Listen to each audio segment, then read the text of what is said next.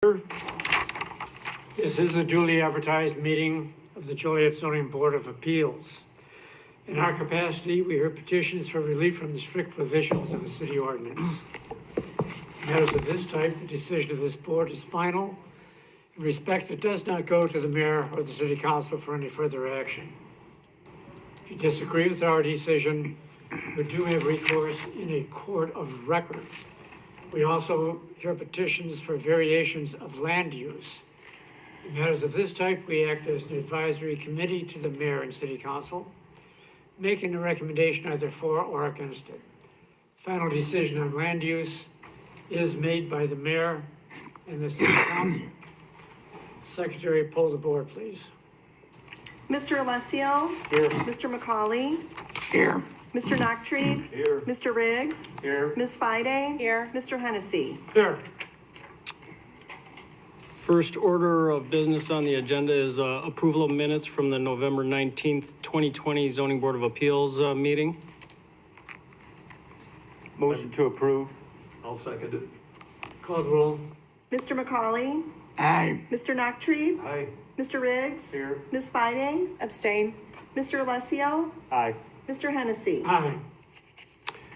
Next on the agenda is citizens to be heard on agenda items. This section is for anyone wanting to speak regarding items listed on the agenda. Anyone speaking on an agenda item is entitled to speak for a maximum of 4 minutes. It is not a question and answer period, and staff and the Zoning Board of Appeals does not generally respond to public comments.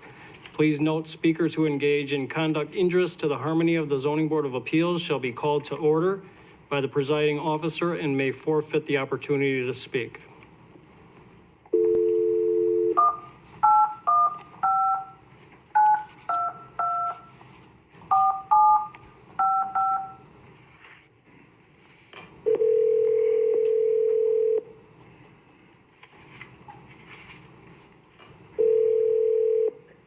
Coleman Associates? Hi, Tiffany, this is Jane Bernhardt from the City of Joliet Planning Department. Yes. We have you down to wanting to speak today at the Zoning Board of Appeals meeting. Which agenda item were you hoping to speak on? I must have signed up for the wrong thing. I was wanting to sign up to speak at the Tuesday meeting. Oh, Okay, So apparently I'm passed. screwed. Thank you. all right, bye. Oops. Okay. That's a nice way to start. Meeting adjourned. Thank you, Yeah. Jane. Anyway, so moving on to the next agenda item on old business for public hearing. We have 2 agenda items on there, and originally we thought 2020-33, the special use request at 1801 West Jefferson Street for indoor and outdoor storage was to be tabled, but just before the meeting, we got an email that said they would like to withdraw that. So I think we know that's a good sign that things are moving along probably with the Tonys on the old Kmart site there. The next agenda item, 2020-40, that has been withdrawn for the special use permit at 742 to 744 Collins Street. Next agenda item is new business for public hearing. We can start with 2020-48. The applicant is National Retail Development LLC. The owner is Westside Joliet Real Estate. The location is 2100 Essington Road. The request is a special use permit. The applicant is requesting a special use permit to allow a self-storage facility that includes indoor, climate-controlled, and outdoor mini storage units. This is located at 2100 Essington Road. The City Council makes the final decision on this special use permit request. This application was filed on November 13th, 2020. Under site-specific information, the subject property is part of a proposed 3-lot commercial subdivision at 2100 Essington Road that the Plan Commission will review at their December 17th, 2020 meeting later today. The 3-lot Westside Joliet Real Estate LLC subdivision is 6.491 acres in size. The subject property is located on Lot 2 of the proposed subdivision. It will be located to the rear of lots 1 and 3 of that proposed subdivision. The subject property is 4.73 acres in size. All lots proposed in this commercial subdivision, including the subject property, are Zone B3 General Business. Access to Lot 2 will be from a private drive off of Essington Road at this initial time. Surrounding zoning, land use, and character to the north is office and residential uses, and those are Zone B3 and R2. To the south is commercial use, and that's Zone B3. To the east is undeveloped, and that's Zone R2 and R4. To the west is residential, and that's Zone R2. Under applicable regulations, Section 47-13.2A, 1 is special uses, and that's B3 zoning districts. Section 47-5.2C, criteria for issuance of special use permit, and hopefully those are attached, and you can refer to those when making your recommendation. Under discussion, the petitioner is proposing to build an indoor climate-controlled storage facility with accessory outdoor mini-storage units to the rear of lots 1 and 3 of the proposed commercial subdivision. National Retail Development will own the property. The proposed operator of the facility has not been identified at the time of the writing of this staff report. This proposal currently includes a 100,019 238 square feet climate-controlled indoor facility, half of which will be 2 stories in height, another half 1 story in height, as well as 4 outside access, 1-story buildings with mini storage units along the south and west rear property lines. In total, there would be approximately 875 storage units of varying sizes. Outdoor storage of any kind is not permitted on site. The proposed hours of operation during which renters can access their storage units will be from 6 a.m. to 9 p.m. Proposed hours at the facility will be from 8 a.m. to 6 p.m. Renters of outdoor mini storage units would access these units through a secured gate on the south side of the main entrance or can drive through the main building.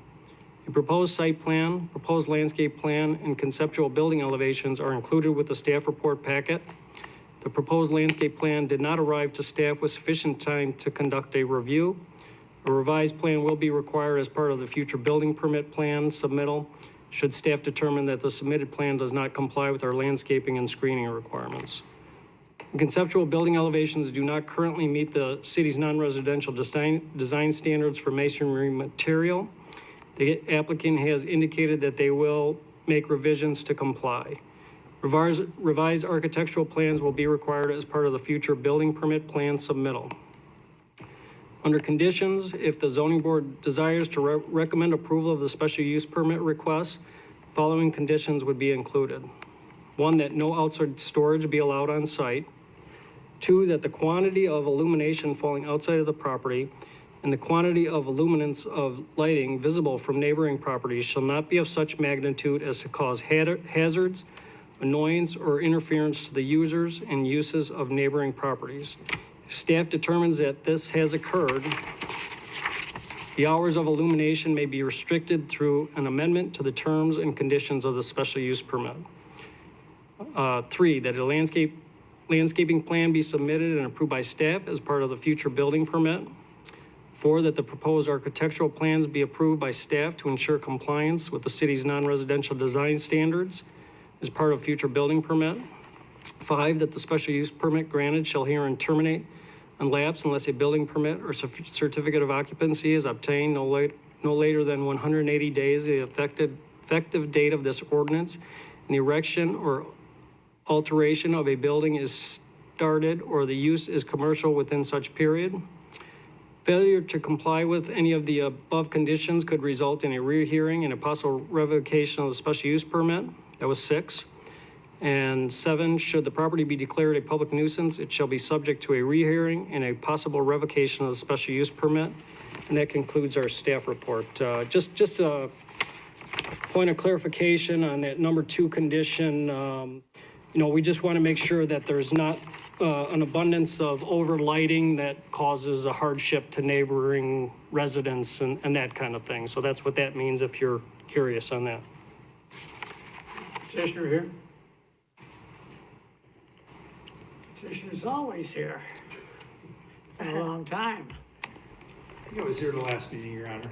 Michael Swear the Hanson. evidence you're about to present is the truth under penalty of law. Yes, sir. Michael Hanson, 111 North Otto Street, Joliet, Illinois. If I could just comment, three real quick comments to members of the commission. Number one is we're satisfied with the conditions. We've worked with staff to make sure they're applicable to our property and the neighbors.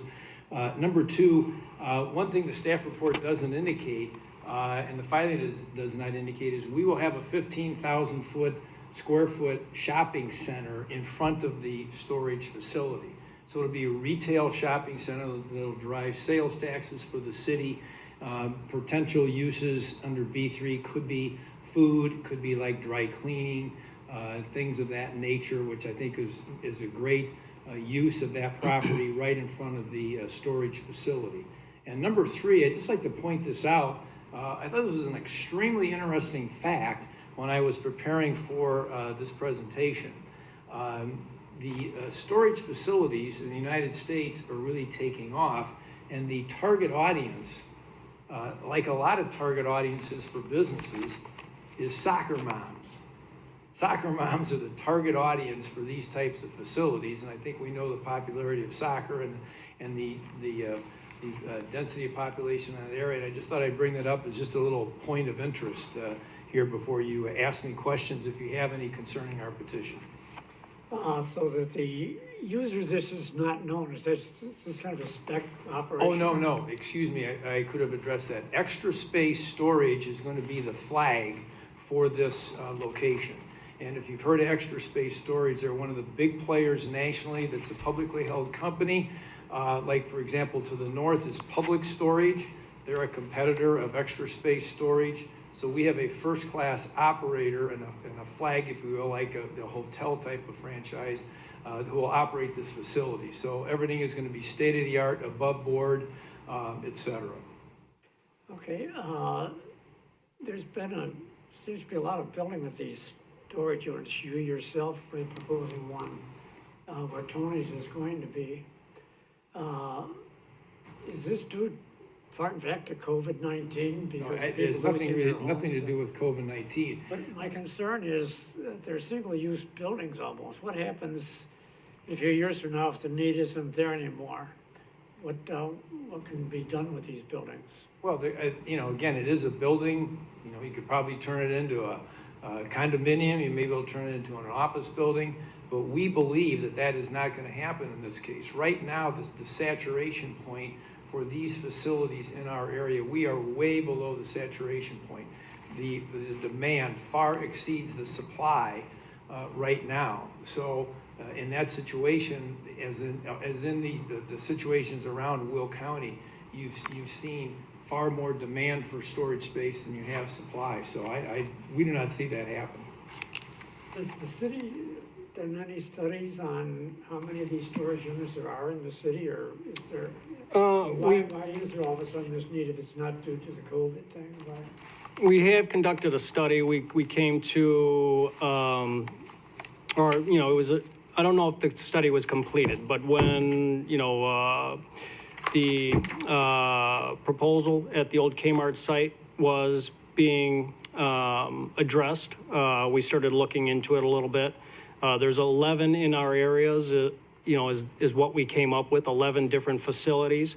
We do not have information on the vacancy rate of these units. But in this instance, I think we have to kind of agree with the petitioner that, there probably is still a need for it in our area. In this particular case, we look at this building kind of creating a buffer to the adjacent residential to the north. For a number of proposals, they've been concerned about what would go in this area and how it could affect their property and, how they live day to day in their backyards and so forth. So having the more higher retail in the front, possibly restaurants or something like that, buffered by the larger public storage in the back, then, it kind of adds this added buffer to those residential uses to the north. Yeah, I like the idea of it being in the back and being buffered. Those are my only questions. Anybody else have any questions? Yeah, I might have missed it. Did we put it as building 2 on the plat? Is that what? On the plat, it's, let me see, Bridget, what lot it is. It's really not shown on the plat, it's really shown right in front, as far as, you're talking about the retail? Well, I was curious to differentiate between the two. So like on the survey here, or final plat, exhibit, I don't know, it's the second one after the, If you look at the site plan on your screen, do you have the site Okay, plan up on yeah. your screen? You see the hashed There you go. areas? yes. That identifies where, the larger hashed area is the 2-story facility, and those smaller, skinnier hashed areas are the mini storage facilities that you would access, Perfect. That like was my with your next car. question. So you're gonna have drive up, like outdoor garage style, but then you're also gonna have heat controlled, like indoor? Right, 80% are gonna be the heat controlled, climate controlled indoor. Okay, and it looks like there's adequate parking where people can turn around, go Yes. around. Yeah, everything's operated inside the facility, correct? Is there gonna be a gate blocking off? Yes. Okay. Yeah, this is, it's pretty similar to the one to the north. And just an answer to the question, the one to the north, people have asked me this, it's 95% capacity. So it is filled up almost all the time, so. Any further questions by the board? Yeah. Just one, extra space, storage, they're gonna be the, operator. I mean, their people are gonna operate it. Right, well, their people in conjunction with our people, it's like a franchise type of an operation, okay? So Extra Space provides all the expertise, et cetera, but we still have our people who will run it on a day-to-day basis. But we are in the business of storage facilities all throughout Chicago area, okay? So that's one of the things that we do, the petitioner. Was it you that wrote the letter about, Ridolph in the paper? It's me. That was good, that was a good letter, I liked it. Anything else? Yeah, I have one question, Mike. The self-storage units, are they also closed off when the business closes at Correct. night? Yes, So correct. no traffic there? No traffic, correct. Perfect, thank you. We have anyone wishing to speak in favor or in opposition? Let's make sure.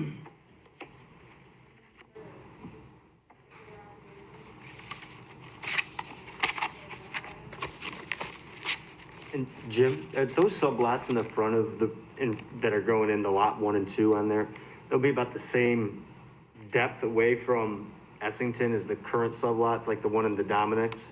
Is that approximately? Yes, right. They'll Okay. have probably about a 10-foot wide landscape area, and then parking, and Okay. then the buildings. So, with that, you're talking 80 feet back from property line for those Okay. buildings. So I can kind of picture in my mind how that McDonald's is near the other one. That's about the same idea. That's what they're Okay. proposing, something very similar to that. Okay. We have no one to speak in favor or opposition, therefore the chair closes petition to the floor and asks the board for discussion and a motion. I move we approve. Second. We have a motion and a second to approve the petition. Pull the board, please. Mr. Nachtrieb? Aye.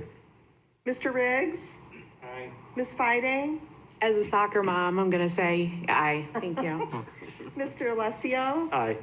Mr. McCauley? Aye. Mr. Hennessy? Aye. Thank you very much, I knew I'd get it. Thank you very much, everyone. Next item on our agenda is petition number 2020-49. The applicant owner is Gilbert Sanchez.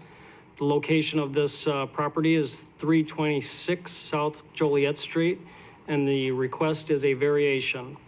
The purpose of this request, the petitioner is requesting a variation of a required front yard setback from 30 feet to 13.5 feet, and on a side yard setback from 6 feet to 5.5 feet in order to construct an addition to the front of the house. The Zoning Board of Appeals makes the final decision on this request. Site-specific information, the 40 by 150, which is 6,000 square feet lot, currently contains a single-family house. Property is zoned R2 Single Family Residential. This case was filed on November 13th, 2020.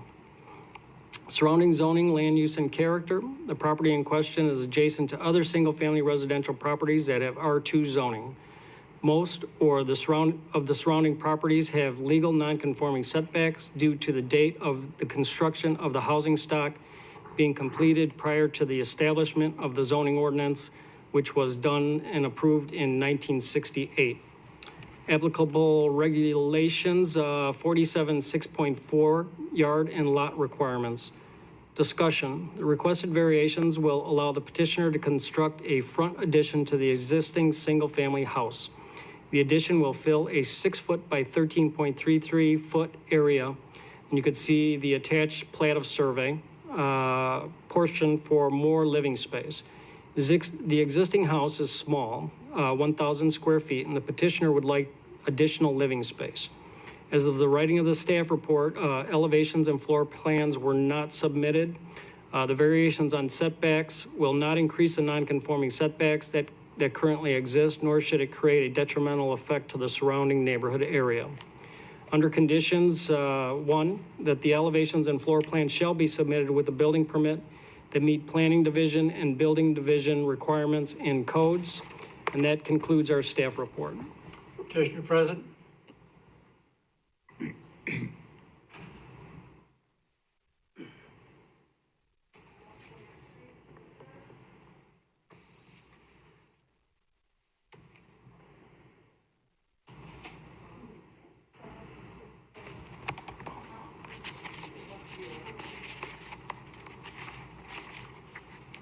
I must swear you in. Do you swear the evidence you're about to present is the truth under penalty of law? Name and address, please. Okay, the name of the owner is Gilbert, is my boyfriend. Gilbert, but he's working right now, so he cannot make it for right now, so that's why I'm here. Go ahead. Okay, and we just put the application to we went to planning to put to make the living room a little bit bigger. Our son is autistic, so we're planning to do just a little bit bigger to have a little bit more space for him because the house is like small. So it's like everything we're planning to do just because it's on the front. So that's why we're here. That's why I'm here today.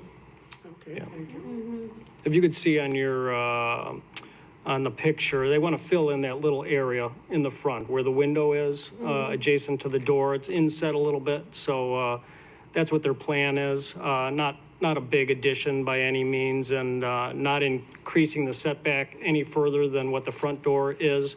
Like she said, this is to just make their living space a little bit larger for their family in their living room. Does that come out to about where the steps are?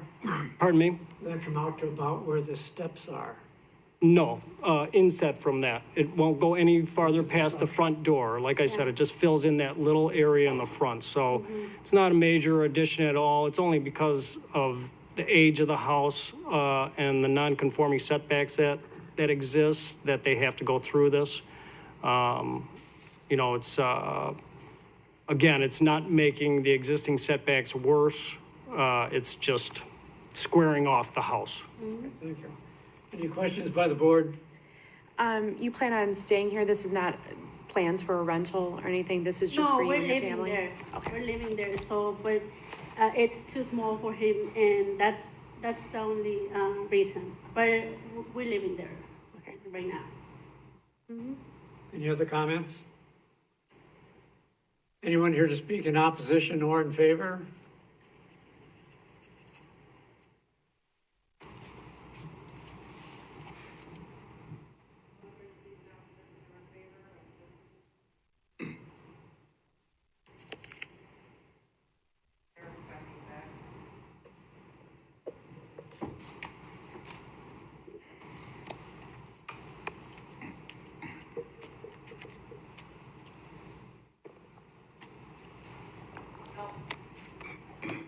As we have no one here to speak in favor or opposition, the chair closes the petition to the floor and asks the board for discussion and a motion. Motion to approve. Second. We have a motion and a second to approve the petition. Poll the board. Mr. Riggs? Aye. Ms. Fide? Aye. Mr. Alessio? Aye. Mr. McCauley? Aye. Mr. Nachtrieb? Aye. Mr. Hennessy? Aye. Thank you. Thank you. With that, we'll move on to petition number 2020-50. The applicant is Morningstar Ministries, Inc. Owner is Krupala LLC. The location is 135 South Larkin Avenue, and the request is a variation of use and a special use permit. Purpose is Morningstar Mission Ministries, the applicant, is requesting a variation of use and a special use permit to allow the conversion of an existing hotel into an emergency shelter, transitional housing, and permanent supportive housing facility. City Council makes the final decision on this special use permit and variation of use request, and I believe these are intended to go to City Council the second meeting in January. Site-specific information, the existing hotel building currently operating as a Quality Inn opened in 1990. The building currently has 67 hotel rooms, laundry facilities, lobby, and an indoor pool. The hotel building sits on a 1.56 acre lot. Access to the site is from a private drive. The property is zoned B3 General Business Zoning. This petition was filed on November 9th, 2020. Surrounding zoning, land use, and character. To the north is B3 General Business, Automotive, Truck Repair, and Maintenance Facility. To the south is B3 General Business, Big Box Retail Store, Northern Illinois Food Bank, and Mosaic Community Church.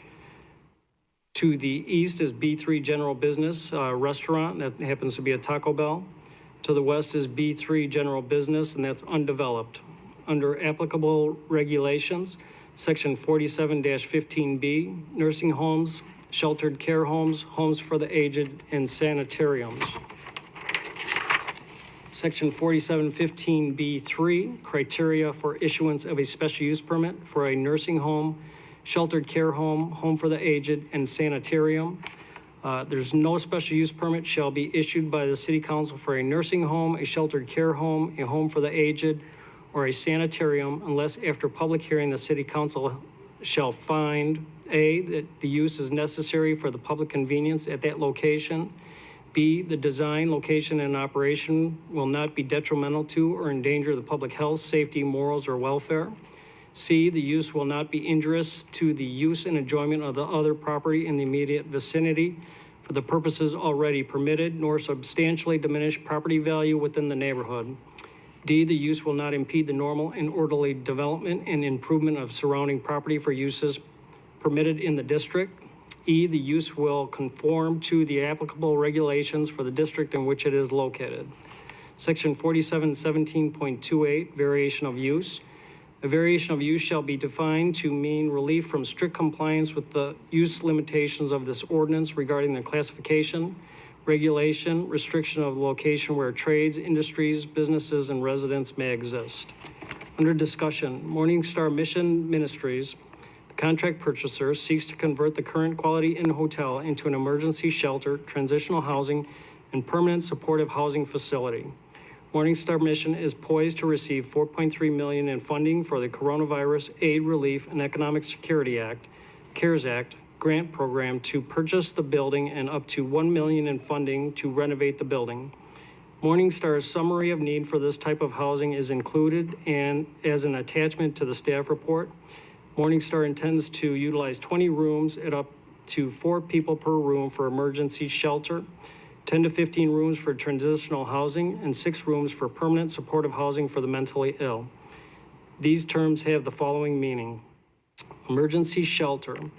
Any facility with overnight sleeping accommodations, the primary purpose of which is to provide temporary shelter for the homeless in general or for specific populations of the homeless. Shelters are often the first stage for individuals and families who experience a housing crisis. Second bullet point is transitional housing, a type of accommodation that provides temporary housing and support services to homeless individuals and families for a period of 6 months to 12 months to help them transition into a safe living environment, become independent by offering structure, supervision, support, and life skills training. Third bullet point is permanent supportive housing. Housing that is not temporary and offers access to supportive services. The premises of permanent supportive housing is that individuals and families are more responsive to interventions and social services support and begin to regain the self-confidence and control over their lives with stable, permanent housing. While conceptual floor plans detailing the proposed conversion were not available at the time of the writing of the staff report, Morningstar reports that they intend to make the following modifications to the building for this conversion. First bullet point here is fill in the existing swimming pool and convert this space into a dining room and meeting room. Second bullet point is create a commercial kitchen within the hotel's lobby, common areas. And the third bullet point is to reduce the overall number of rooms in order to enlarge rooms for permanent support housing units and create meeting rooms and offices. The facility will be under responsible supervision 24 hours a day, 7 days each week. On-site case managers will facilitate supportive services and make referrals for permanent housing opportunities for transitional housing and emergency shelter residents. Morningstar Mission will provide medically certified personnel to distribute medication for its permanent supportive housing residents. Zoning ordinance considers the proposed use as a sheltered care home because it is a facility wherein maintenance, personal care, or sheltered care is provided to an individual. The zoning ordinance has additional requirements for the use of property for a sheltered care home. The first requirement is that sheltered care homes are limited to RB restricted business zoning districts. The proposed facility is located in a B3 general business zoning district. For this reason, the applicant seeks a variation of use approval to allow an RB use in a B3 zoning district as part of this overall request. The second requirement is that the City Council consider additional criterion for this issuance of this special use permit. These criteria are noted above, and that is what I read previously. Morningstar Mission Ministries currently operates an emergency shelter, transitional and permanent supportive housing for men, women, and children at 350 East Washington Street and 360 to 368 East Washington Street, as well as at a few off-site locations. Daybreak, which is run by Catholic Charities, also offers emergency shelter and supportive services. Guardian Angel Community Services and Veterans Assistance Commissions also house individuals and families on an emergency basis at Joliet area hotels.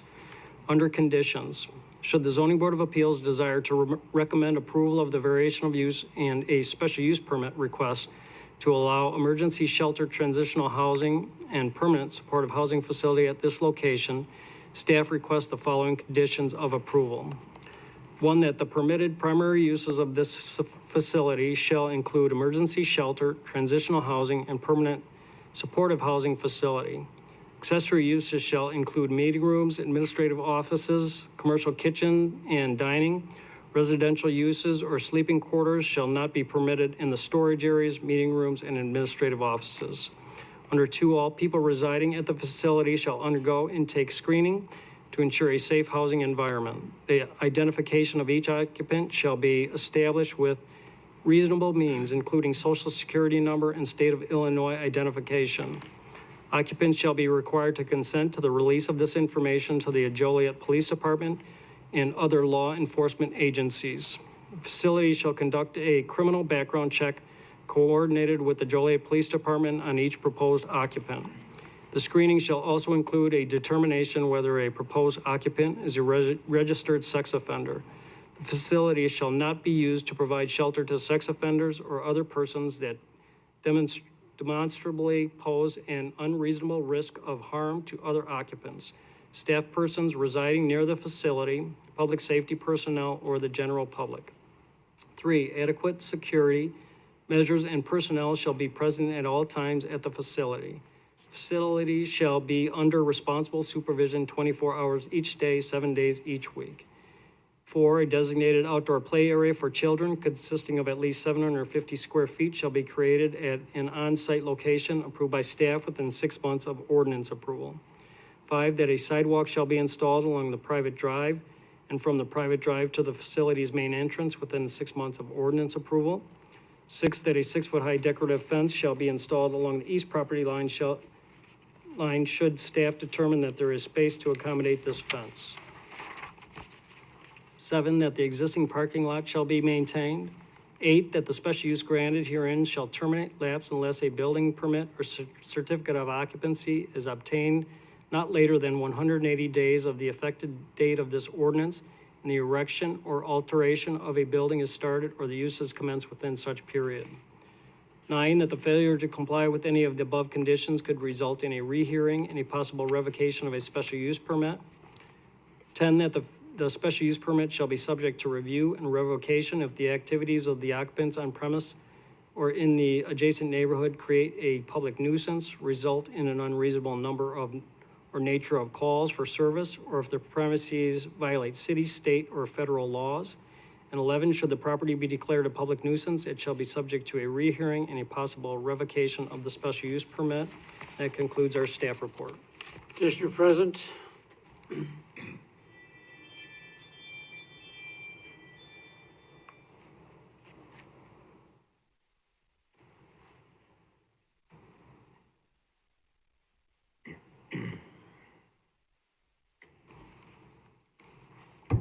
Do you swear the evidence you're about to present is the truth under penalty of law? Yes. Your name and address, please. Sandra Percy, 350 East Washington Street, Joliet, Illinois, 60433. Comments you'd like to make, ma'am? We have been housing people around the city at various hotels, but specifically at the Quality Inn since the governor shut the state down March 28th. And we've not had any incidents, and of the over 200 people that we've been housing at the hotels, we were able to permanently house over about 150 of them.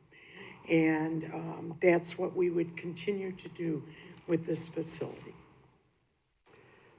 That money that you're getting there, is that specifically for this project, or is that general fund that's available to you? That money has been earmarked for this project. It's specifically for nonprofits in Will County, but it's been earmarked for this project. Can I ask you a question about that? And these CARE Acts, they're supposed to be for maintaining your business or like your organization or whatever, but it's for hardship because of this COVID thing. It's for like utilities, pay the rent, keep the necessary employees. How did you get this 4.3 million to build another building? It wasn't to build a building. It's to take care of... Buy another building. It's to take care of people, homeless people, during the COVID crisis. And that's what we're doing. I belong to Knights of Columbus. We applied and they gave us the basic thing, 15,000. I mean, Well, they gave Morningstar Mission 2,000. But in order to take care of homeless people through the COVID crisis, that's what the $4.3 million is for. Okay, well, I got a couple other questions here. You know, Joliet has a lot of social organizations, you know, that do a very good job, you know, trying to help the homeless and so forth. We have probably the most in Will County. I travel the county, and there's a lot of vacant buildings for sale up in Bolingbrook, Plainfield, Lenox. I can go on, Naperville, Shorewood. Did you check out any of these buildings? I mean, if you're trying to expand, how about expanding out into the county? I'm not trying to expand, sir. I'm trying to take care of the people where they're at. Well, they accumulate in Joliet. I know a lot of them, they go back and forth at Tinley Park. 95% of the people that are in Joliet became homeless in Joliet. Our continuum of care tracks them in the HMIS system, which HUD mandated that we use.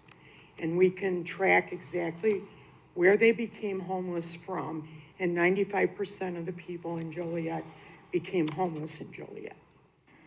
Well, we know how the Department of Corrections drops them off too when they're done with their sentence or whatever, but I don't know. Are you and your staff gonna live there? Not live there, but it will be staffed 24 hours a day. I actually live at the Mission, 350 East Washington Street. Yeah, I know you stated that. Are these people gonna have free access to come and go? Yes and no. During COVID, our guests have not had free access to come and go. Once they come into our facility, they have to stay within our facility because we keep them socially distant from other people. So they have to come in quarantine, and once they're there, they're there. If they choose to leave, they're no longer welcome to come back because we don't want to infect any of our other guests. So there are people that, you know, they can leave in the morning and come back at night, right? No, we do not do that, sir. Okay. All right, I don't know, it's all the questions I got. I have some questions. Sure. First off, I think you guys do great work. Thank So you. I want to start off with that. But I do have some questions. You said that about 95% of the people that you have in your facility, I don't know if, or your In facility? Joliet. In Joliet, are, Joliet residents that have been displaced. I'm curious where that demand or that population is coming from with the moratorium on evictions right now. So are these people that are losing their homes? Are they getting evicted from rent? Like, where is this oversaturation coming from right now? There's not an oversaturation. What has happened is when COVID happened, Daybreak had to close their doors. And when they did, they had 150 beds.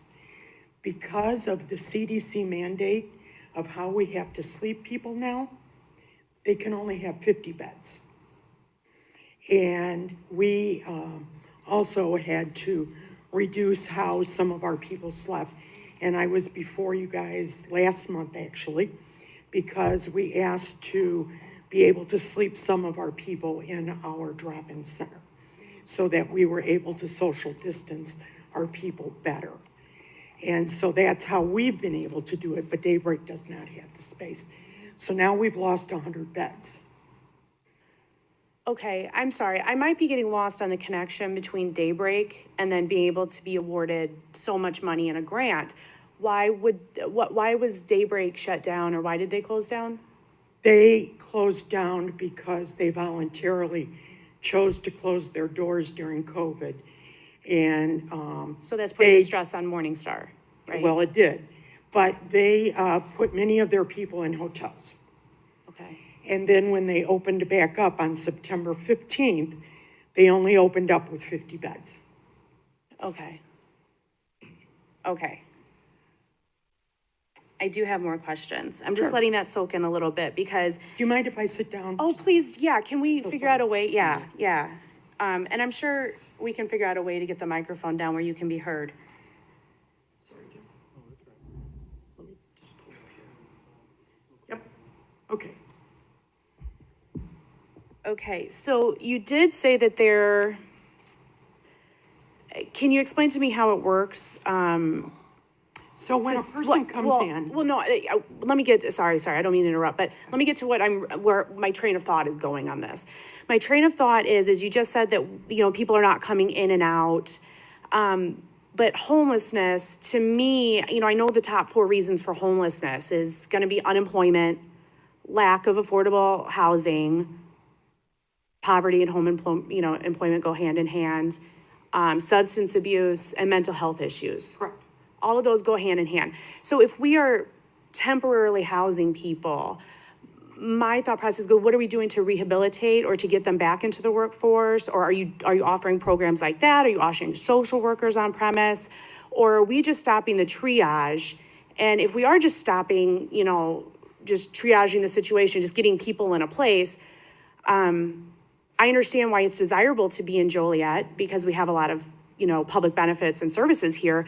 But my thought is, I'm gonna have to side with the gentleman over here that maybe there's other alternatives because Joliet does seem to bear a big load when it does come to helping out homelessness and having the public benefits. So if you can kind of piece that all together for me, does that make sense? Yes, Morningstar Mission does offer those programs.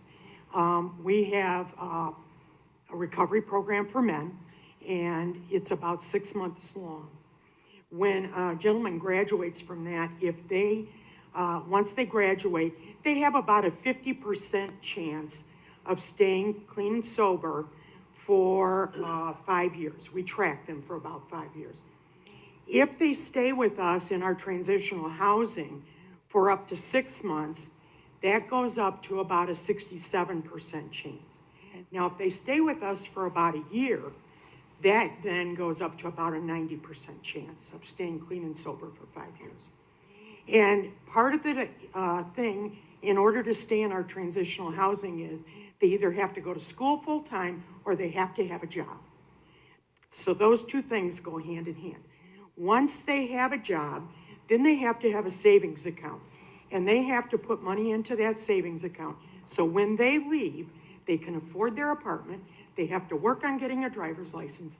So when they leave our facility, they are working, have a job, and able to afford their own housing. What we do at our women's facility is very much the same thing. So they're working on either going to school or getting a job. They're working on parenting classes. Both programs work on budgeting. And so our goal through our programs is to get these people acclimated and become working members of society. In our emergency shelter, we can't make people do that, however. But we encourage them to, and we have people come in and present to them in our drop-in center every day. Now, they're sitting there in our drop-in center because we don't let them leave. So whether they're listening or not, they're still sitting there, okay? And when we have people come in and work on Housing First, which is a HUD mandated program, and that's where these people are being housed from, is Housing First out of HUD. They're with us for as long as they are until they're housed, then they're reaping part of the benefits of these programs. Is that helping? Yeah, that answered a lot of my questions. So like, let's say you have passerbys, the people that panhandle on the streets or, and it's cold, they now need housing. Are those people you would take into your emergency shelter? We would. Okay. And we would, as long as COVID is happening, we would ask them to quarantine. And then we would ask them to stay. Okay, I think most of my questions are answered. If somebody else wants to jump in, I might think of something. No, I don't think anyone is questioning the services you provide or the purpose of what you do. I think the question here is more related to the location of the property where most of the objections might arise. That is in a leading corridor coming into the city of Joliet. This board historically has not given consideration to projects like this in the downtown area or on arterial streets. That is Route 7 coming in directly off of I-80. The area is already distressed. You have a lot of closures in that area, in restaurants and stores, and there's going to be a few more closing. Right around the corner, you have the St. Joseph's area, where there's a TIF in progress that's been proposed and has been activated. And there's 2 resident motels there that have done very little to provide an atmosphere that doesn't have a negative effect. In fact, they have a very deleterious effect on the community. I would agree. And I think that's what this board is more concerned about. I personally do not think that's the highest and best use for the property in that location. If anyone else has any comments. I have a question. Sorry, I just had one quick question. So we've kind of heard about, you know, what services, future funding, that's kind of a concern as well. Keeping the utilities running and all that. I mean, if this is, I mean, I know that you said it's not an expansion, but it kind of is an expansion because it's Right. taking over a whole nother, For our you got new services, utilities, yes. your services are expanding. Where do you propose getting that fund? Is this gonna be something where you're coming to the city of Joliet later Absolutely or asking for any sort of? No. Okay, We are funded all but $35,000 we get in emergency food and shelter dollars from the federal government to buy food for our shelter. Otherwise, we are privately funded. And our current budget for 2019 was $2.8 million. And I currently have in the bank enough to, I figure it's gonna cost us about $500,000 a year to run this facility. And I have 2 years in the bank. My board said in order to go through with this, I had to have 2 years in the bank. And that's what I currently have. And so I will be looking for outside grants for these to run it in future. yeah, And will not be coming to the city at all. got it. And so you probably get very little state funding as well, right? As of yet, I have not gotten any state funding. Yeah, I figured that. Okay, I'm done. Anyone else have any yes, comments? I do. So, if COVID hadn't happened, you probably wouldn't have bought this building. I would not be in this business, or would not be even looking this way. So when COVID goes away, The reason for doing this is in partnership with the county. The county has 5 different agencies that they're asking us to partner with them. One is the VAC, which is the Veterans Assistant Center, and so, or Commission. And right now, they're actually housing people at the Quality Inn. And so when people, the veterans come in and they don't have a place to house them until they find them permanent housing, they'll be referred to the hotel. And the other is the Land Use Department.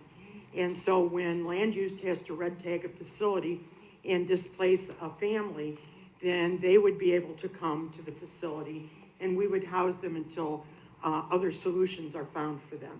And as I told the mayor, I would be happy to work with neighborhood services in the city and do the same thing for neighborhood services. When they have to red tag an apartment or a house or whatever, that the family that's displaced would be able to come and live with us until a more permanent solution is found for them. The other one is with Kathleen Weber and the drug addiction program. And the last then is for emergency management. And when emergency management has a pandemic or something that they have to house people, they would be able to use it for that as well. We're currently working with the health department and housing COVID positive people at our Washington Street location because our family center is built motel style where the restrooms are enclosed in the room. And so we've been housing since May COVID positive people for the health department, and we would continue to do that at the hotel as well. so my reading of your proposal was that some of the space at the Quality Inn would be for more or less permanent people, not necessarily COVID affected. Right, it would work with, there's a huge gap in the homeless mental health area. And what happens is once a homeless or mental health person leaves a structured area, they discontinue taking medication. And our goal would be to bring them in, get them, work with the health department, get them reestablished on their medication. And then we would work with the health department to continue to see psychiatrists, whatever it might be, have nursing staff come in, distribute the medication, and keep them stable on their medication. And as long as they're compliant, then they would have a home with us for however long they needed it. So all of the residents at this place would be confined to the premises? Well, no, I mean, once somebody, a mental health person is stable on medication, they come and go just like every other person in society. I mean, they're not a menace or anything. And so they would go to the grocery store and shop or go to Walmart or whatever, and so do their normal thing. So those people would have their own transport? They could, yes, if What I'm they were getting at- allowed to have a car. Okay, what I'm getting at is, one of the reasons that the city ordinance does not like having facilities like this in a general business area is that it's not really a good place for people to come and go and to walk around. And, where would they go? To the truck facility to the north, or go to the restaurant if they had money to buy something, but they can't hang around. There's no place actually to be in. Right, On the exactly. I mean, when they're inside, they're in their home, just like when you're at your home, you're in your home. But when you go out to the grocery store, you go out to the grocery store. But I go to other places, I go to my backyard and get fresh air, and you've got a parking lot. So this is not a friendly place. This is in the middle of a general business area with lots of retail and lots of industrial. And there really isn't any place to go unless you're going to a store or going someplace else. There's no place nearby, like everyone who lives in a house has a neighborhood to be in. That's why these are generally not permitted in these kinds of areas. I mean, Anyone else? Well, in that vein, I think part of what our board considers and some of the criteria for the special use and the, to create a variation of use and restricted business, Jim, does any of this have a sunset provision at all in this specific petition? Because, I mean, I completely understand right now with the influx and the transience of unhoused people right now, but, you know, with the rationalization of purchasing this property for an influx of CARES Act people, seems somewhat reasonable, but when we set the precedent with city policy that this facility now has a special use permit, you know, and restricted business for there on out, is there anything in this that would call for a sunset? Not as presented Okay. now. Because the reason I ask is just, I understand how you could say the use is necessary, which is part of the consideration, and a piece of criteria we would consider is this use is necessary for public convenience at this location. Perhaps it is in a very near term, 3 to 6 month period, perhaps, to be generous. I don't see beyond that how reasonably as a board, or as a board member, I'll speak for myself, I could say that this is necessary for this location and grant them a special use permit and restricted business as presented. So that's my comments on it. Is that it? Anyone else? Just, Do we have anyone outside that wishes to speak in favor or in opposition? Want to bring them in? Let's have the people in favor first. Does anyone care to speak in favor of this particular petition?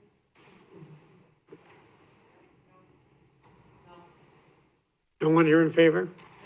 Anyone in opposition?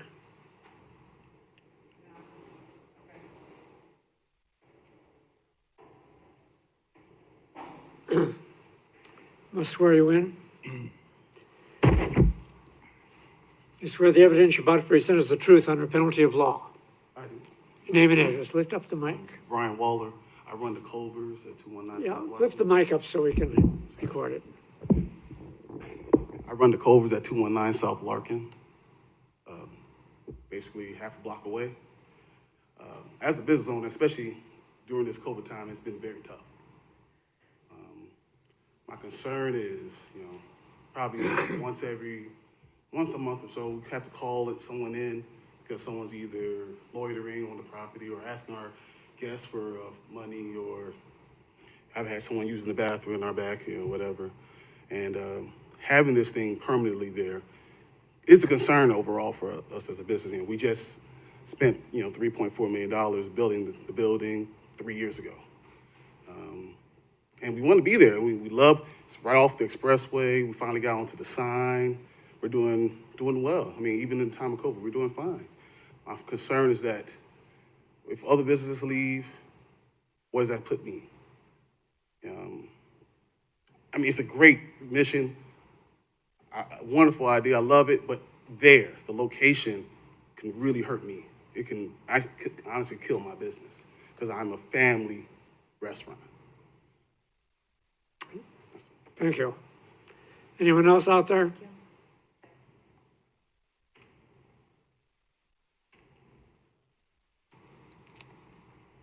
You swear the evidence you're about to present is the truth under penalty of law? I do.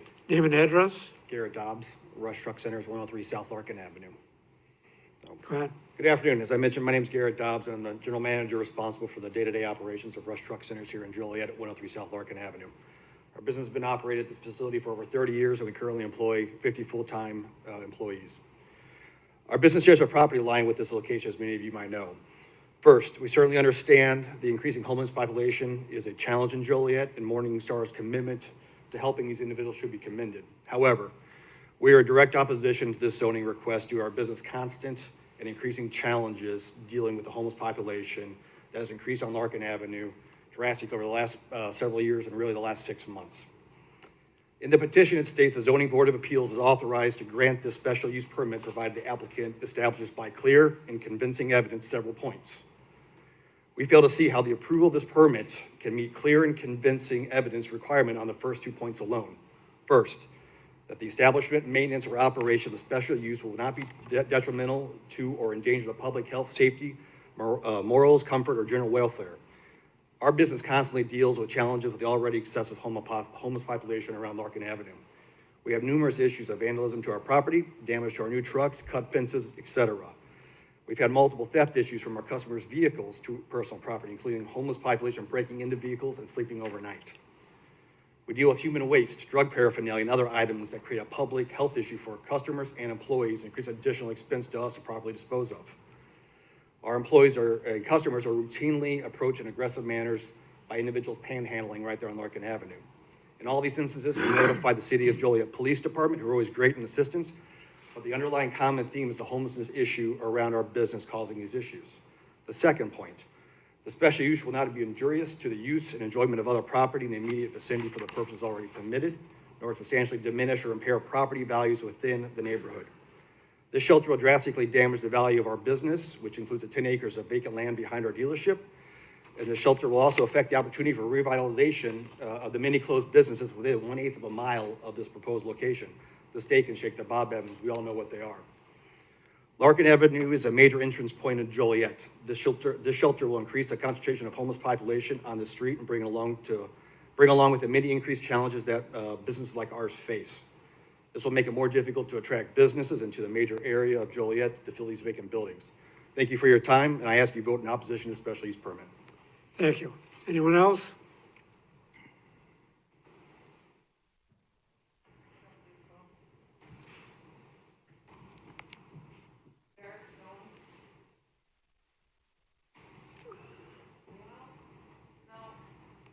Did Sandy want to come back in?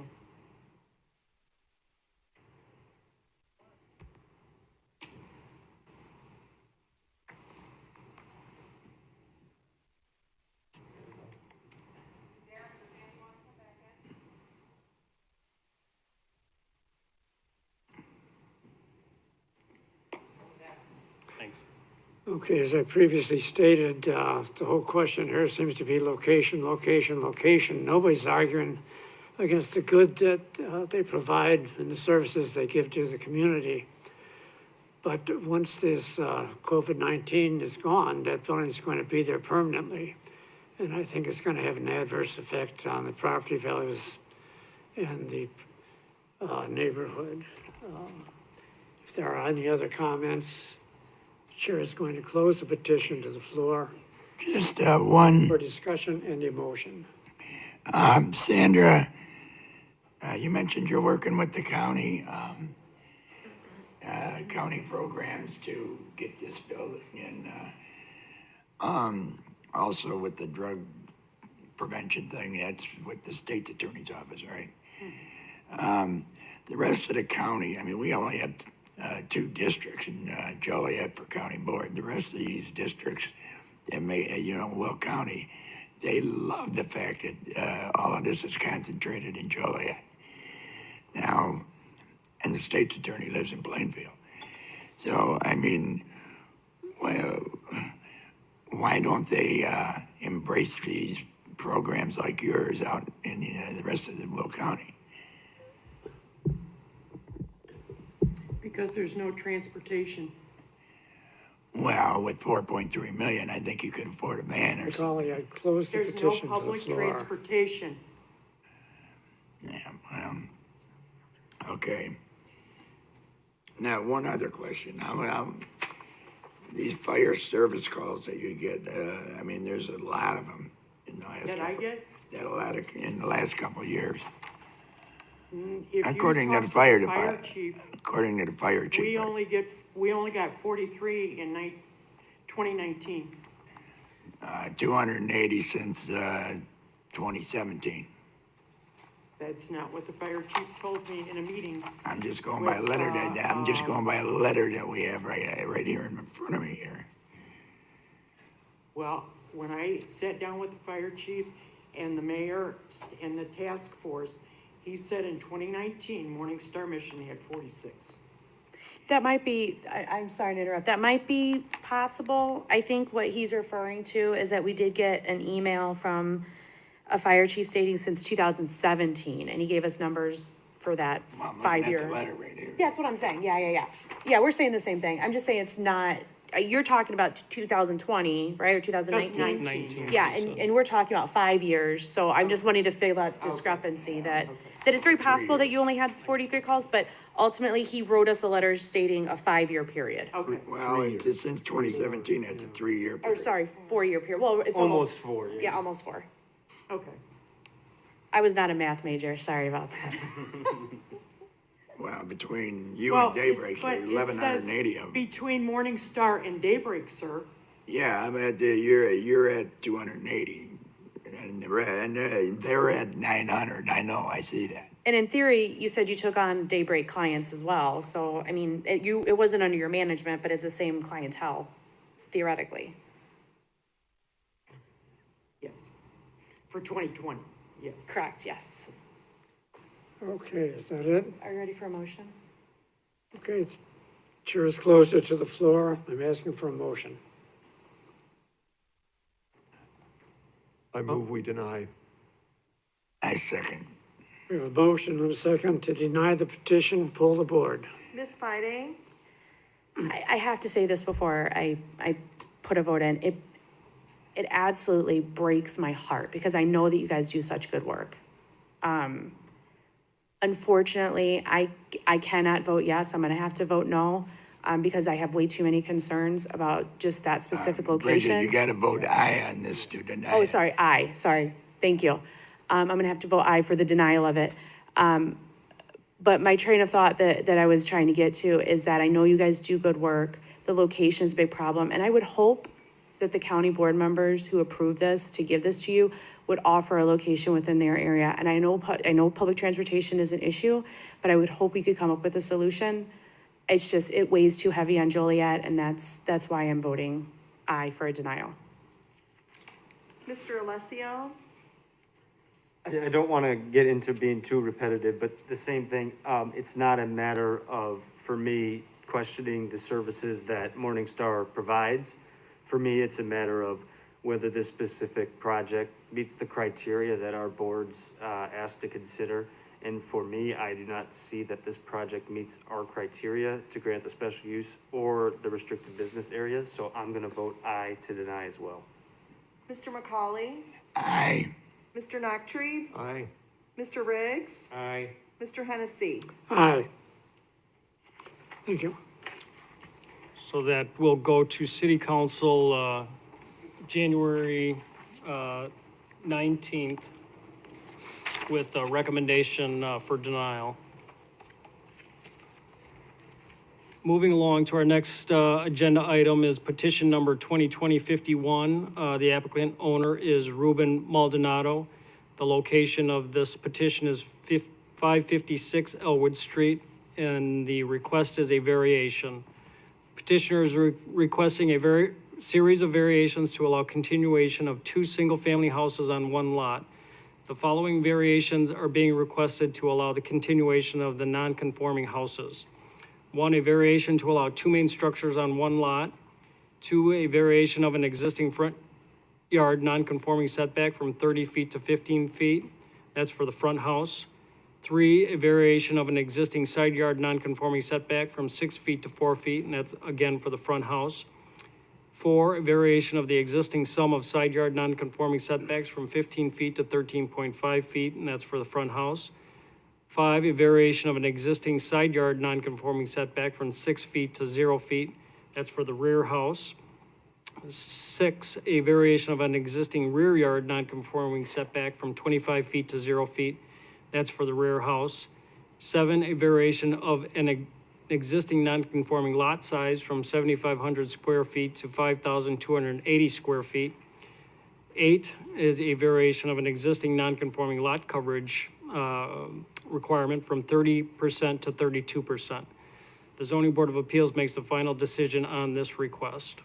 Site-specific information according to the petitioner and available Joliet Polk directories.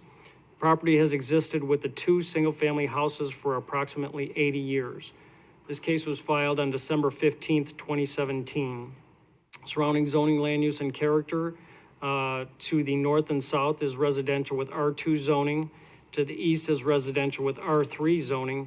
To the west is residential with R2 zoning. Applicable regulations are section 47-6.4, yard and lot requirements, 47-17.15, and those are general regulations. Under discussion, both houses are 1-story frame structures that contain 2 bedrooms and 1 bath, and you could see the attached floor plans. Adequate off-street parking for 5 cars are available within the front driveway and rear parking area, and you could see the attached aerial map. The setback and lot variations are all existing and are being noted for reference and site characteristic purposes. These nonconformities were created prior to the establishment of the city zoning ordinance, which was approved in 1968. The Planning Division became aware of the 2 nonconforming structures by notification from the city's Neighborhood Services Division. An inspection of the property was not required because both houses are single-family and owner-occupied. Conditions. If the zoning board desires to approve the variations, the following conditions would be included. 1, that the property shall not be expanded in the future. 2, that the off-street parking shall remain in the future. And 3, should the property be declared a public nuisance, it shall be subject to a rehearing and a possible revocation of the variations. That concludes our staff report. Petitioner present.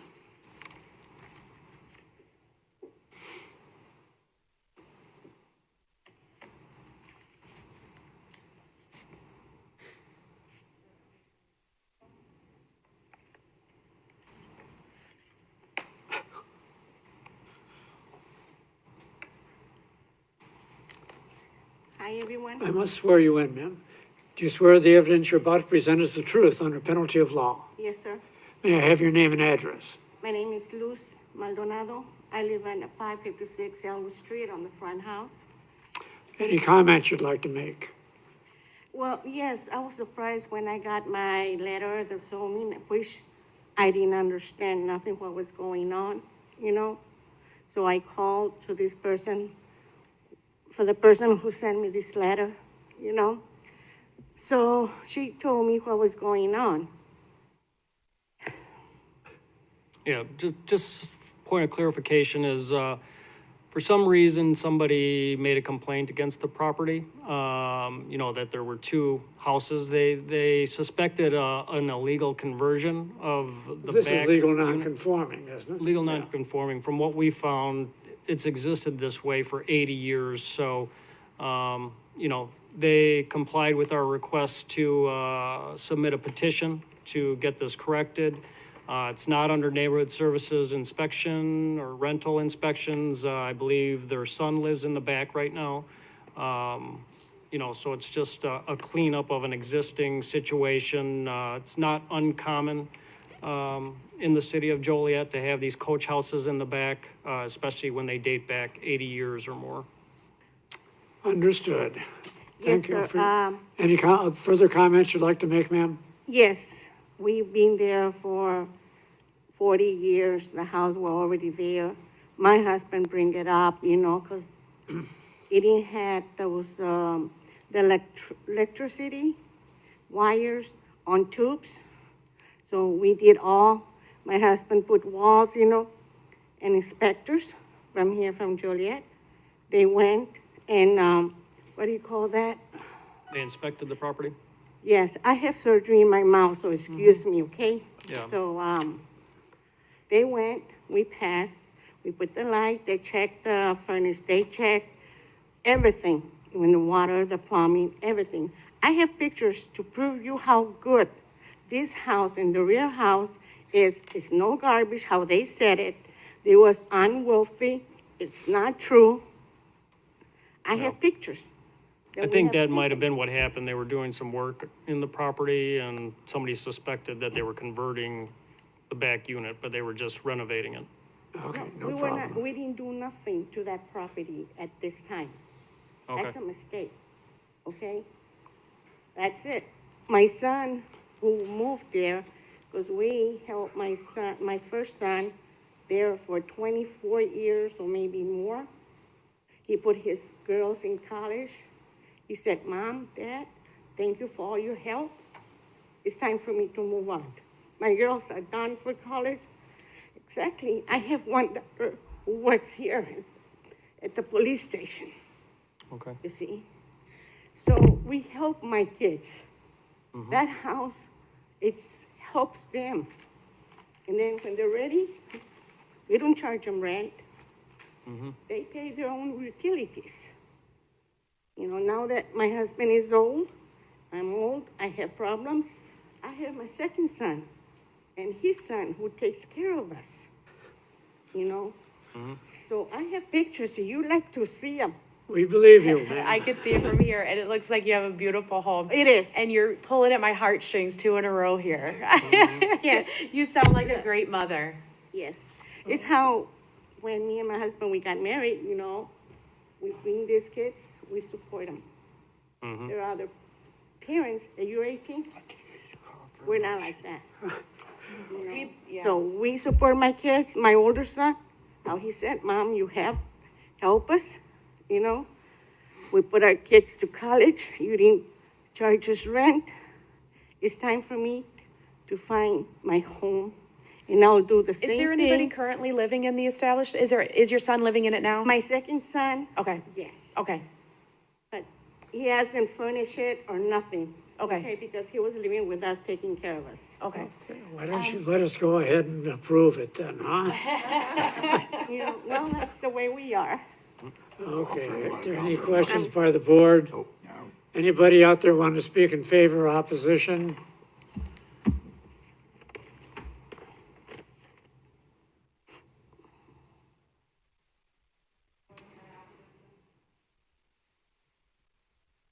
Sorry for my voice.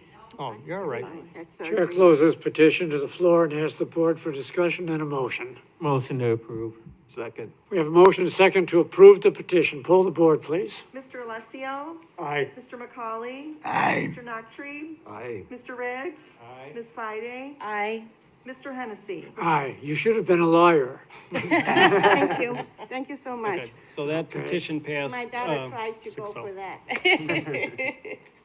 Thank Have you. a good The- day. Thank Bye-bye. you all. The next petition is petition number 2020-52, and the applicant owner is Felix and Maria Lazaro. The location is 1161 Gerald Drive, and the request is a variation. The purpose is the petitioner is requesting a variation of a required rear yard setback from 25 feet to 20.8 feet in order to construct a roofed backyard paver patio. The Zoning Board of Appeals makes the final decision on this request. Site-specific information, the 70 by 108, which is 7,560 square feet, lot currently contains a single-family house.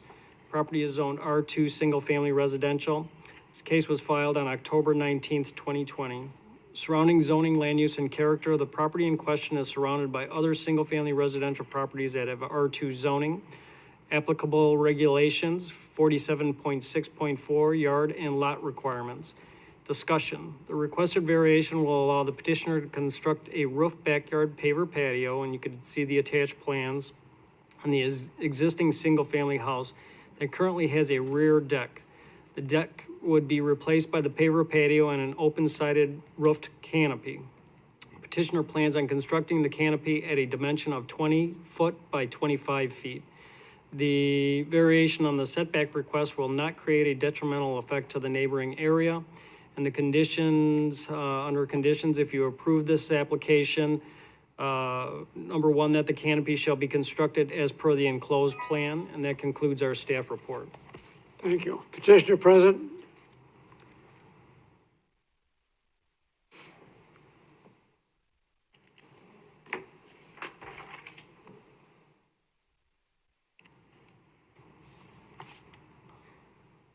You swear the evidence you're about to present is the truth under penalty of law. Yes, sir. Name and address, please. 1161 Gerald Drive, Joliet, Illinois, 60431. Okay, any comments you'd like to make? Just, I built that one because I thinking it's build it for the right way. And because we hope, before we have it, deck, and they have a sidewalk around. And I never thinking about the dimension. And we're so excited because we save money for a long time. I got a big family, like 3 boys and my daughter. So I'm so excited, and I started building. After that, you know, I got a inspector in there, and they told me that, and this is what I follow the rules. And, you know, because sometimes, you know, when you save money for a long time, I got it, your family enjoy that one, and you forgot about other thing. And just apologize for that. That's it? Okay. Any questions by the board? I have a couple questions. Is this considered a lien or is this a pergola? No, this got a roof. So are you bound by, it's gonna be shingles and? Shingles. Okay, and are you doing the work yourself, or, I mean, I assume it has to go through the roofing specifications of the building department, right? Yes, That's correct, they- yeah. Okay. You know, it sounds like he started the work Okay. before Yeah. getting all the right permits, but our guys were notified, and that's how it was brought to us, brought to our attention. Got it. So it's kind of like an outdoor living area. It's a lien that's attached to the home. It's not attached to the home. It's Okay. by itself. Okay. Yeah, it's, you can see, and there it's got a lot of, It's abutted up against the home, but I don't think attached. Okay. And it's on pavers, or is it on stamped concrete? no, it's a pavers. It's on pavers? It's pavers. Okay. Are there, I'm not part of the building department, but I'm curious if there's any issues with it being low, like the support beams being put on pavers and settling? Are there any issues like that If that you see happens? that one graphic shows that there are some type of footings, I think, noted. I don't think, you know, it's on top of the pavers. No. So, I dig it, the if you see that 10-inch by 42-inch diagram, I believe those are footings. Got it. yeah, I build them for, when you have to build in something, you have to build it strong, so I dig in so much with it. You say, I know what they needed to, but I know what is the dimension. Okay. This is what my mistake. So, but I never put it nothing on the paver, even on the concrete, because it's not deep enough for support. To support this, Yes. the roof, okay. We'll follow up with the building department and make sure that he's doing it per code. Yeah, now I was that just they, gonna say now that- that they're involved, they'll make sure of that. Usually one of the conditions on something like this, it says it has to have building permit and all that. It doesn't have that on the conditions on this one. Is that, The other diagram did show a permit, Okay. sign off. So he But- has a building permit already and and the building department will handle all the worries? Yeah, whether it's been officially provided to him, I think he's probably waiting for this variance, but it's under consideration. Okay. So that's maybe why it's not on the I'll follow up conditions. after the meeting and Okay. make sure that that's being done and Okay. inspections are being made. Any further comments? Anyone out there wishing to speak in favor or opposition?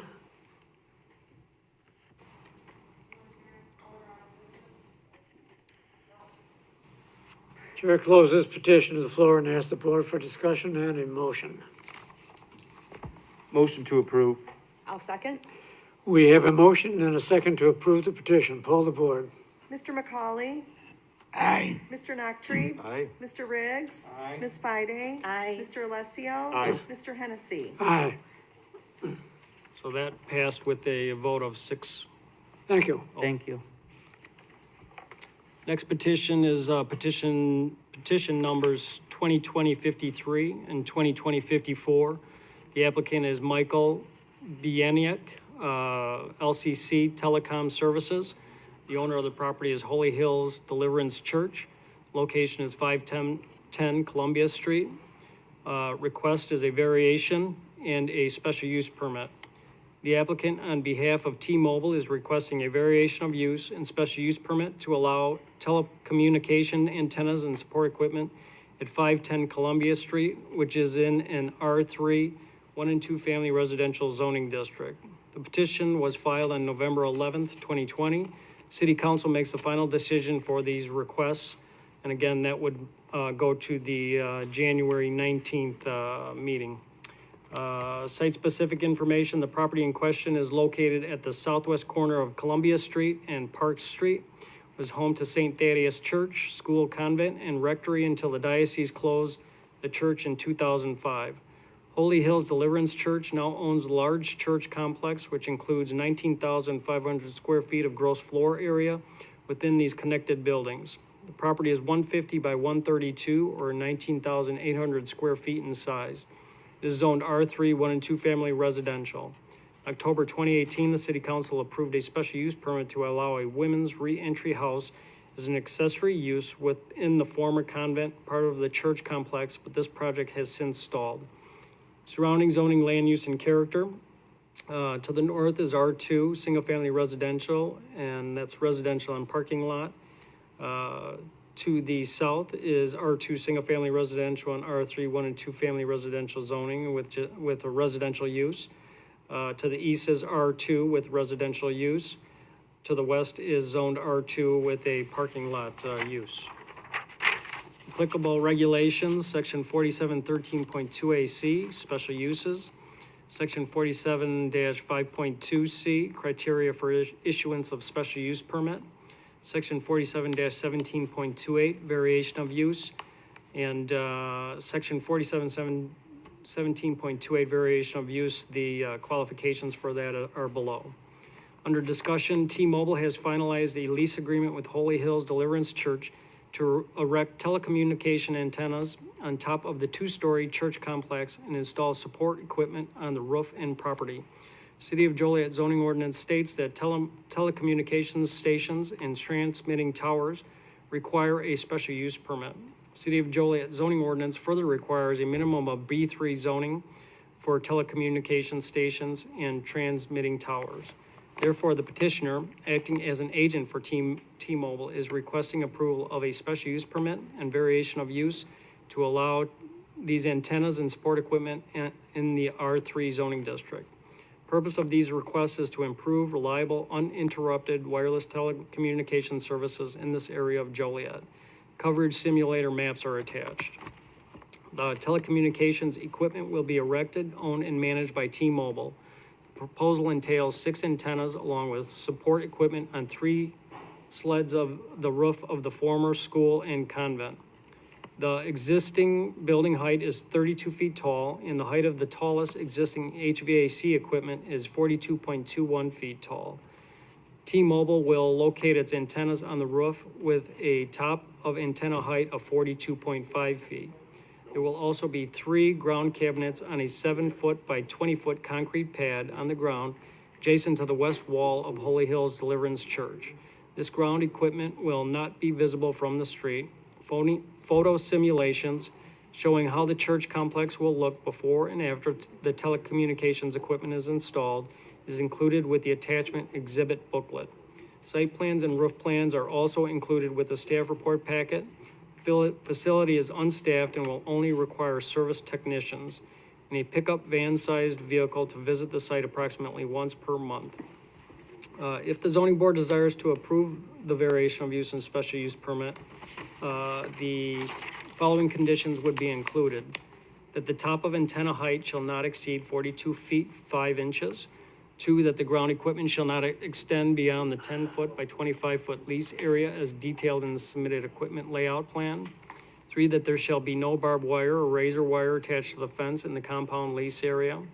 4, that the applicant must post a bond in the amount of $35,000 prior to this issuance of the building permit for the proposed work. The bond will be utilized for removal of the towers, antenna, and associated equipment in the event of future abandonment. 5, that the special use granted shall herein terminate and lapse unless a building permit or certificate of occupancy is obtained no later than 180 days of the effective date of this ordinance, and the erection or alteration of a building is started or the use is commenced within such period.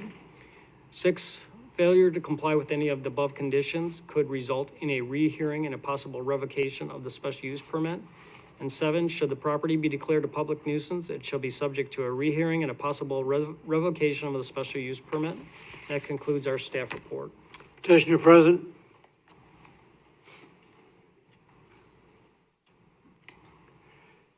Do you swear the evidence you're about to present is the truth under penalty of law? I do. Name and address. Good afternoon. My name is Mike Beanick. I'm with LCC Telecom Services. We are located at 10700 West Higgins Road, Suite 240 in Rosemont, and we represent T-Mobile in this matter. If you would, could you possibly put back the propagation map? Yeah, that one. I'm not going to go into any additional detail other than what staff presented. I believe that was very thorough. But basically, what I want to do is explain to you the purpose of this site for T-Mobile. There's 2 different types of sites. There's coverage and then there's capacity. A coverage site is where you're out in the middle of nowhere, or when the network first was built, it covered a specific area, usually in an area like Joliet, 1 to 3 miles. This site is what's called a capacity site. If you look at those blue markers on the coverage maps, those are existing cell sites. Those are coverage sites when they were built. However, they are now being taxed by all the people using their cell phones, all the different technologies that go with them. So it basically, there is coverage in that area, but now they need to boost the coverage and add capacity because those cell sites surrounding it are so taxed. And that's what the purpose of this site is. So basically, if you have questions, I'd be more than happy to answer. But like I said, I believe staff really provided all the information. Let me extend that a little bit. For the newer members on the board, we have probably 15, 20, maybe even 30 of these towers in the city. And they have to all be within a grid pattern. And there's limited areas where they can go. So that they have to be within a certain specified area to be within their state standard. The city has always approved every one of them, except one, which went to the federal courts and was overruled because it's interstate commerce. These are fairly routine. They're almost automatically approved. That's just some background information for you guys that haven't been here before. If you have any questions, go ahead and ask. And yes, you are correct. It does need to operate on a grid, and you can kind of see the This is just part of the grid, that's all. Correct.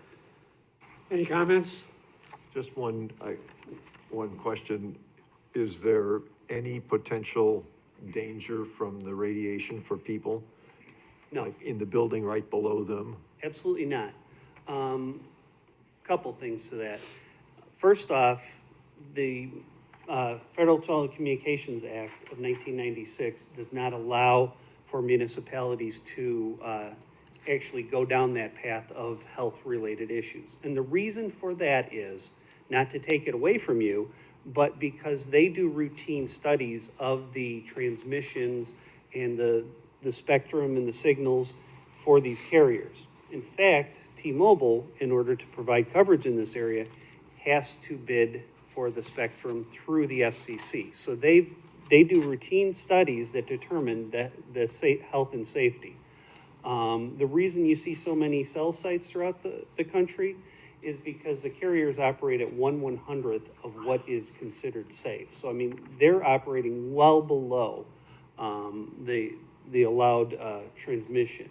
The other thing is there's two different types of emissions. There's ionizing and non-ionizing. Cell sites are considered non-ionizing, which means it doesn't heat your cells. You're worse off being by a microwave oven than, or even the one that really freaks me out is a baby monitor. Those things put off more output than the antennas. In fact, you're worse off by doing this with your cell phone than you are standing by those. And another point, if you look at Chicago Public Schools, they have hundreds and hundreds of agreements with the cell carriers. So that kind of indicates that there is no, health and safety related. Yeah, we have one right on Reedswood School, right on the property here in Joliet. Any other questions? No, I just know I'm gonna be doing a lot of walking now I gotta get rid of my baby monitor. I'm gonna have to be walking up and down those stairs back and forth. But I'll take it, okay. Is there anyone out there wishing to speak in favor or opposition? No? Chair closes petition to the floor and asks the board for discussion and a motion. I make a motion, we approve it. Second. We have a motion and a second to approve the petition. Poll the board. Is this for both petitions or just the one? It's a good question. There's two petitions. There's two petitions, so is the vote? We do them separately then? I would suggest doing these together since, one can't exist exist without without the the other, so. Then we'll, That's Okay. Chuck, yeah, it's Chuck's motion. Well, I make a motion that we approve 2020-53 and 2020-54. And I second that. Great. Mr. Noctree? Aye. Mr. Riggs? Aye. Ms. Fide? aye. Mr. Alessio? Aye. Mr. McCauley? Aye. Mr. Hennessy? Aye, Thank you very much. thank you. Take care. That will go to the city council again, January 19th with recommendation for approval. Petition number 2020-55.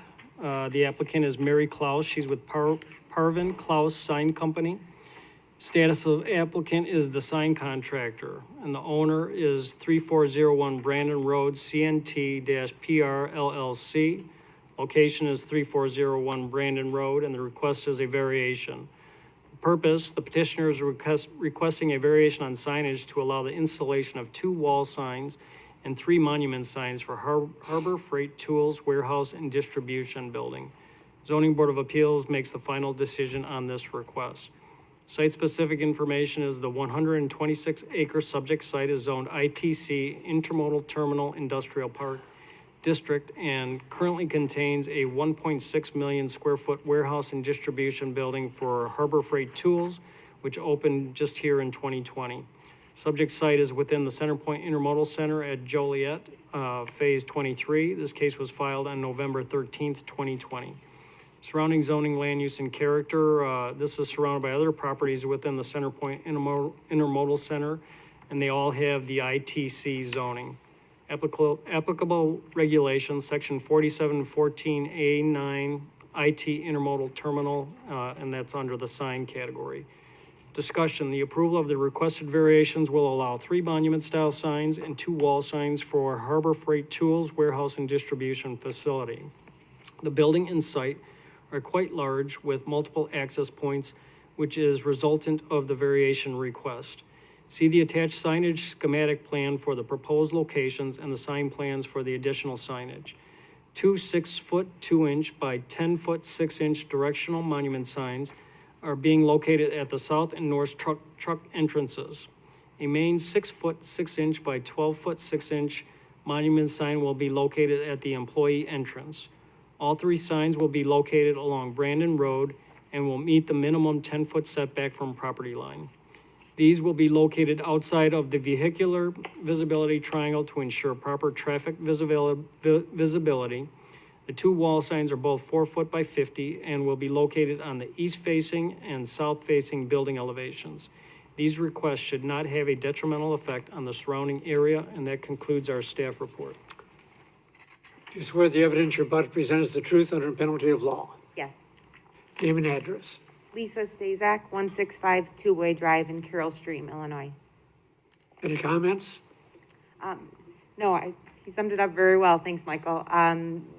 They're looking just to really identify their traffic. They are going to have a lot of truck traffic here.